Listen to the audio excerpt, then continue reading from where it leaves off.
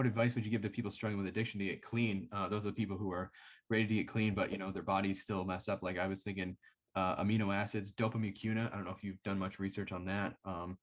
Tyrosine, N-acetylcysteine, milk thistle to help heal the liver from all the toxins that they put in.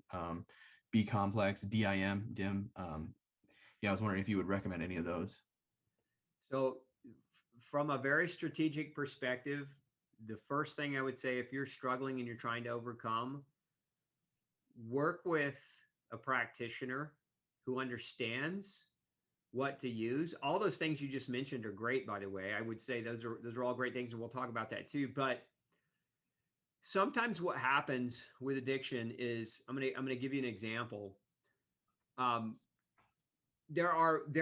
you can scour the internet and read about in terms of what to take is not always going to match what your needs are. As a unique individual, everybody is a unique individual. And if we're talking about chronic drug use, one of the side effects of chronic drug use is chronic malnutrition. And it's because many of the drugs, especially alcohol, cause nutritional deficit.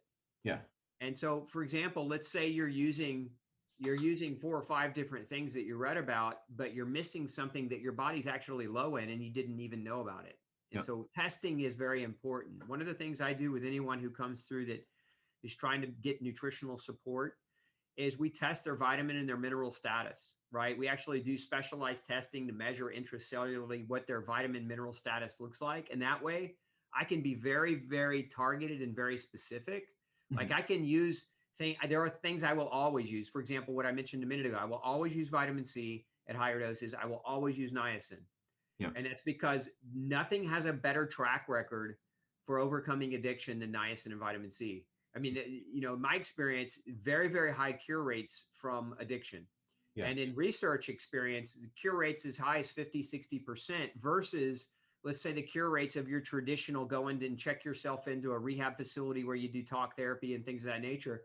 10%, 8% cure rates in that type of, well, taking niacin and vitamin C get you to 50, 60%. So it's definitely worth doing, right? And then you couple that with specificity. So specificity would be get the right tests to measure your nutritional status and really give your body what it needs. Right. Okay. And then couple that, there's 7 fundamentals that have to be applied no matter who you are if you're trying to overcome addiction. The first fundamental is diet. One of the things that has to also be measured and should be measured is food sensitivities, food allergies, food intolerances. Yep. And one of the reasons why, Carson, is that you have, I'm going to use gluten as an example. One of the proteins, when we break gluten down, one of the proteins that gets formed is called gluteomorphin. Okay. Okay. And it acts like morphine. Okay. Okay. So if you're eating gluten, you're basically, and you're also taking a morphine-like drug. Yeah. Your gluten is contributing to that addiction. This is why a lot of people who have addictive properties, what do? They go for they binge eat. Comfort food. Right. They binge eat the cakes, the cookies, the things like that, because there's actual natural morphines in them.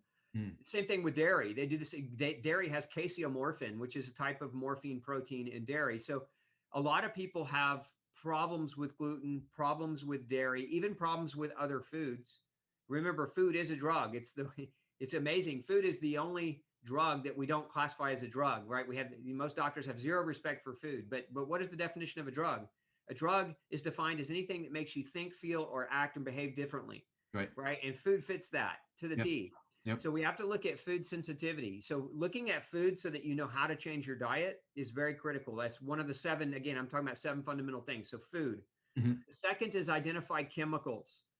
Chemical exposures, and chemical exposures can come from a variety of different places. And when I say chemical exposures, I'm not talking about just necessarily the drugs from the addiction. Right. I'm talking about the chemicals in our environment, the glyphosate, the pesticides, the food dyes, the preservatives that can also alter behavior and have addictive qualities and have mind altering or mind bending properties to them. So looking at chemicals is very important. And so having that measured, it becomes, in my opinion, a part of a fundamental process if you want to have great success. The third thing is to look at the gut. The gut, and the reason why we want to look at the gut is because you mentioned earlier amino acids, and you were talking about neurotransmission. And so, like, your gut produces 90% of all the serotonin that your brain uses. Right. It produces 60 to 70% of the dopamine, Hmm. right? So if the gut has imbalance in it, and there are a lot of different examples of gut imbalance, but one of the types of gut imbalance is common in alcoholics, common in drug addicts, is yeast overgrowth. Right. And part of the reason why is their diet is so carbohydrate heavy. And so they've created a yeast imbalance, and that yeast alters the biochemistry of the gut, leading to deficits in the brain of dopamine, of serotonin. And so looking at the gut can Yeah. actually alter your success in the way that you think and feel.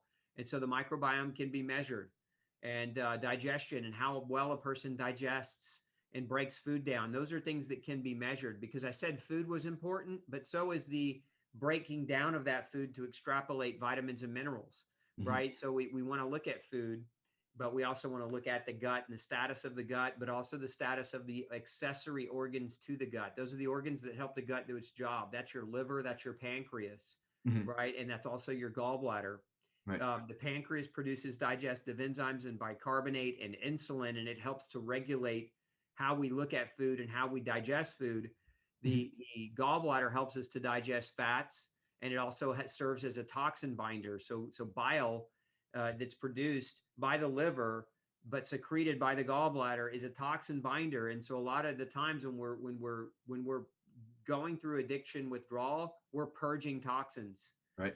I'm saying, and when we're purging toxins, this is where a lot of the side effects of withdrawal happen. That's Right. why niacin and vitamin C are so important, Yep. because niacin vasodilates, and it helps you purge those toxins faster. And in many research studies, and even in my own personal clinical experience, I see high enough niacin levels oftentimes lead to a complete absence of withdrawal, meaning Yep. they don't even feel withdrawal Yep. when they're trying to get off the medicine. So so you've got to look at food, you've got to look at chemicals, you've got to look at the gut. Yep. Okay, those are all fundamental things that have to be looked at. You have to have adequate sleep. Yep. Okay, no healing occurs without adequate sleep. Right. There's no such thing as a night person. A lot of drug addicts stay up really late till 2, 3, 4, 5 in the morning. Hmm. Um, you've got to get your sleep balanced. Your circadian rhythm is set for healing and repairing between the hours of 10 p.m. and 2 a.m. That means your sleep window needs to be in that time frame, that 10 p.m. to 2 a.m. time frame. That means get to bed and be asleep by 10 and sleep at least until 2 a.m., preferably longer on both ends, but that's a crucial time frame for healing and repair. Hmm. Then we also have exercise. I mentioned rehabilitation earlier, and how, with addiction, people have, one of the natural ways to saturate your brain tissue with endorphins and enkephalins is to actually start exercising. And you can kill two birds with one stone here. You can exercise outside, and you're going to get sunshine. Right. A number of very, very important mood altering effects of light, Yep. right? Of getting the full spectrum of light. And most people spend, their days indoors, right? Dark, Hmm. without any of the full spectrum lights that are necessary that the sun typically would provide for you. So being outside, exercising, very important. Clean air is very important. Clean water, filtered water is very important. And then stress management. Hmm. There's a general rule: know thyself, right? For addicts, know thyself, know what your weaknesses are, know what are your triggers, know what things that if you put yourself in certain situations are going to want to put you into a trigger where you use again. So know yourself, right? And keep yourself away from those types of stressful situations that might be triggers for you.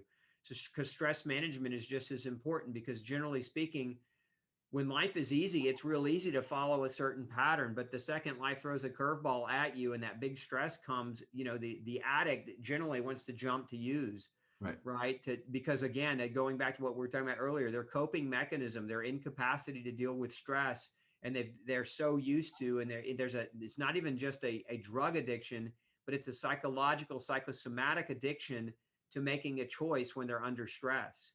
Does Right. that make sense? Some people bite their nails, right? And it's psychosomatic. Some people, opt Yep. for the drugs, but you want to know yourself and try to keep yourself out of that stressful situation that's going to trigger, that desire to want to use and want to, to break away from what you're trying to do to accomplish, overcoming that addiction.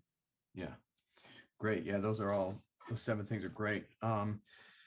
Yeah, you talked a lot about the niacin. Have you ever heard of Dr. Yu's protocol with the niacin? No, I can't say that I'm familiar with Dr. Yu personally. Okay, yeah, he just said, he was having people take high dose of niacin and then get in the sauna and to help get all the toxins out of their system. That protocol, I don't know if that if I don't know if that's him and he gets credit for it originally. I don't know. I can't speak intelligently about that. But the combination of niacin and infrared Hmm. is a fantastic combination Yeah. because niacin vasodilates, and so it starts to what we actually know that it does is it mobilizes toxins from your fat cells, Hmm.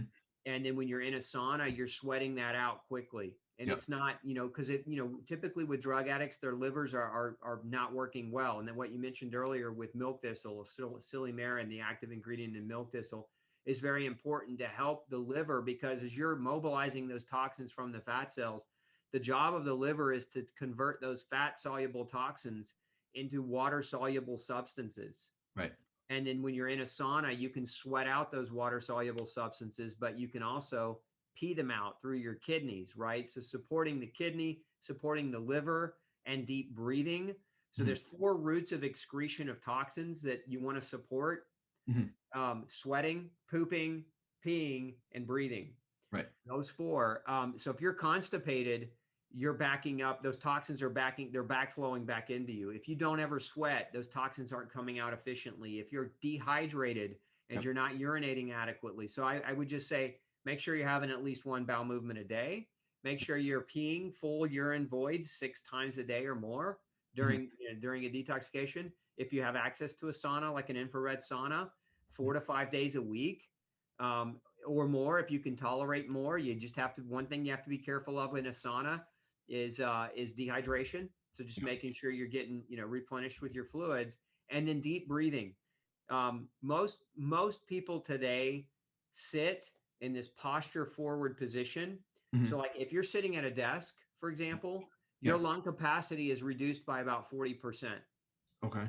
If you're standing straight and tall, your Yep. lungs open up, your rib cage opens up, you get more oxygen in. But more importantly, when you breathe, you're expelling toxins.